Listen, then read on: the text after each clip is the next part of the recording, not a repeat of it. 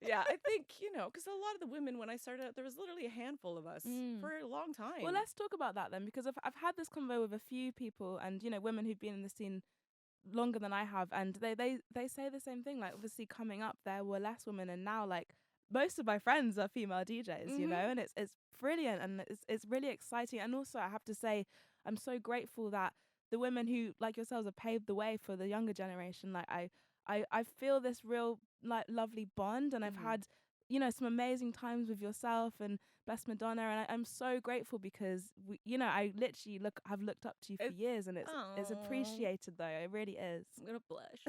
Yeah, I know. I don't know how to take compliments. It's terrible. I get all like red and flustered.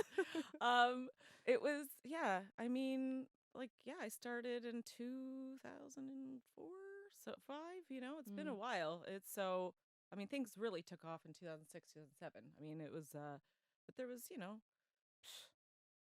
I could count them on both my hands how many women. There was seemed to be like one woman per record label thing happening. There was Right. like Okay. Teeny was like, attached to Desolate. Magda was attached to Minus. I seemed to get attached to Get Physical Records, like Book of Shade and Mandy. Those Mm. guys kind of took me under their wing at the beginning, and I toured when they were sort of like really they hit the scene huge, and like they always had this token girl, with Mm. them. Cassie was part of like Panorama Bar, and Schneider had Mike Mobile records, and I know I'm missing quite a few women, but yeah, it was they they didn't they tried to do these like all girl nights, and all of us were very Oh. anti that at the time. Yeah. Like Ellen, there's also Ellen Alien and Miss Kitten, and Monica Cruz, and like there was a whole bunch of different little crews, Yeah. and we were just like we didn't want to be singled out as women, like there were the token women like let's do a ladies night. They would like try to brand it as a I ladies think night. one of We're my first ever gigs was a ladies' night, and it was like horrible. now you don't have to say that, you just book Yeah. good women because you book women because they're good at their job, not because they're women. Yeah. I don't like this. I understand that the lineups definitely need to be more diverse, and but they have a like an abundance of all sorts of people to play now. The lineups do not need to be 99% male driven, Mm. all playing the same type of boring ass tech house that is just like monotonous and like so boring. There's all these interesting new producers and women that are coming through, all sorts. Yeah. It's like, it's so frustrating now you see, but women are speaking out now, which is Yeah. nice. Yeah. They are, and like at the time, was it intimidating being the only woman? No, No.